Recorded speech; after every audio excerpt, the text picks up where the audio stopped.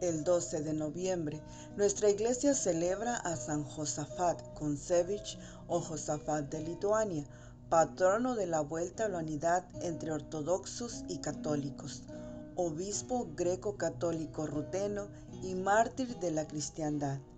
Año 1623, Lituania. Josafat Kontsevich nació en una familia de fervientes ortodoxos en Volodímir de Volnia, Ducado de Lituania, en el año 1580. Vivió los tiempos en que la Iglesia Ortodoxa tradicional y la Iglesia Greco-Católica bielorrusa de rito griego se encontraban en una pugna constante.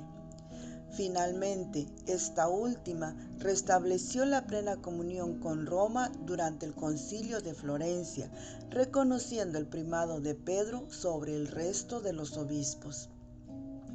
De muy joven, Josafat fue enviado a Vilna para aprender a ejercitar el oficio del comercio y allí advirtió de muy cerca los contrastes doctrinales entre los ortodoxos católicos rutenos que se habían unido a la Iglesia Católica uniatas y los ortodoxos que no aceptaban tal unificación con la Iglesia Latina.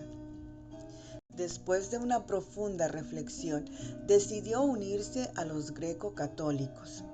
Luego se retiró al monasterio basiliano de la Santísima Trinidad y allí vivió como ermitaño durante varios años, durante los cuales reforzó sus convicciones teológicas, expresadas también en algunas obras escritas en las que intentó demostrar el origen católico de la Iglesia rutena y su primitiva comunión con la Santa Sede.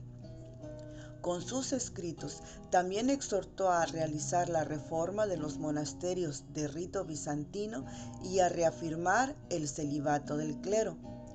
Fue ordenado sacerdote de rito bizantino y posteriormente llegó a ser arzobispo de Polotsk, hoy Bielorrusia. Cuando Josafat estudió las doctrinas de los padres de la Iglesia, se quedó fascinado por ellos. Al profundizar en la tradición de los padres, advirtió claramente cómo ellos habían sido fieles depositarios y transmisores de las verdades reveladas, y cuando fuera necesario recomenzar a recordar sus enseñanzas. Estaba muy convencido de ello. Reconoció igualmente que el pensamiento de los padres de la Iglesia Oriental en ningún modo habían socavado la unidad de la Iglesia Católica. Al contrario, se dio cuenta que la unidad y la pluralidad universal tienen en sí mismas una tal belleza espiritual que no pueden dejar de estar siempre unidas.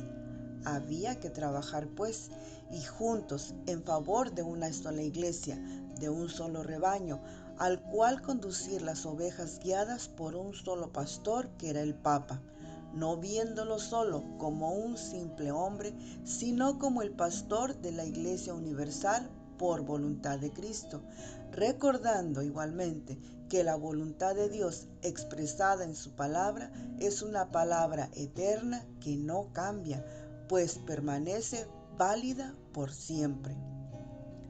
Como obispo, San Josafat convocó a sínodo a los pastores bajo su mando para enfrentar la crisis.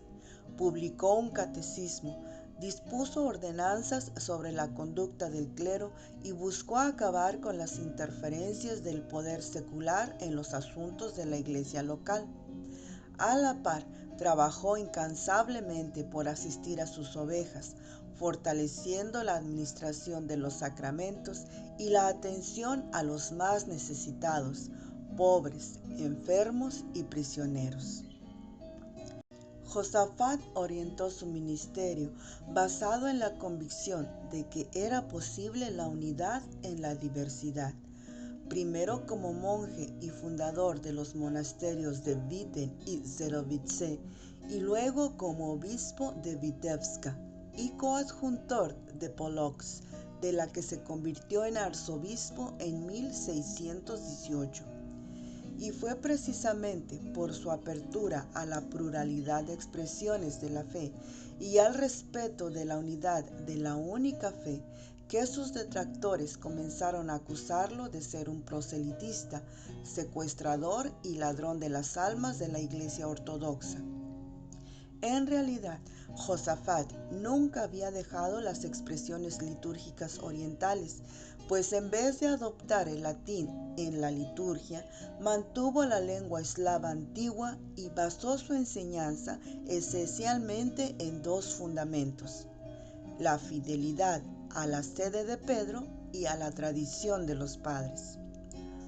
Su celo pastoral le acarreó calumnias, críticas malintencionadas e incomprensiones. Se hizo de enemigos externos, pero también de inesperados enemigos internos, puesto que muchos católicos querían evitar el imperio de la disciplina espiritual y las exigencias propias de la caridad. De esta forma, se convirtió en blanco de una serie de conspiraciones para defenestrarlo e incluso matarlo. El santo, en respuesta al peligro inminente sobre su vida, llegó a decir: «Estoy pronto a morir por la Sagrada Unión, por la supremacía de San Pedro y del romano pontífice». Así, el 12 de noviembre de 1623, al grito de «muerte al papista», San Josafat fue atacado por la turba y luego asesinado. Cayó atravesado por una lanza. El beato Pío IX en 1827 fue el encargado de canonizar a San Josafat, convirtiéndose en el primer santo de la Iglesia Católica de Oriente que pasó por un proceso formal de canonización. Durante el Concilio Vaticano II y a solicitud del Papa Juan XXIII, los restos de San Josafat fueron puestos en el altar de San Basilio en la Basílica de San Pedro. El Papa Pío XI, en su carta encíclica Ecclesiam Dei, escribió que San Josafat comenzó a dedicarse a la restauración de la unidad con tanta fuerza y tanta suavidad a la vez y con tanto fruto que sus mismos adversarios lo llaman ladrón de almas.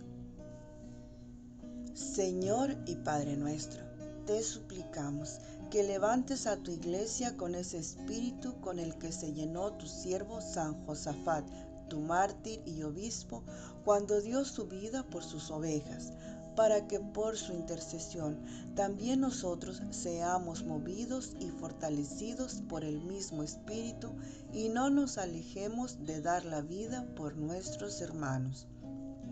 Por Jesucristo nuestro Señor. San Josafat, ruega por nosotros. Amén.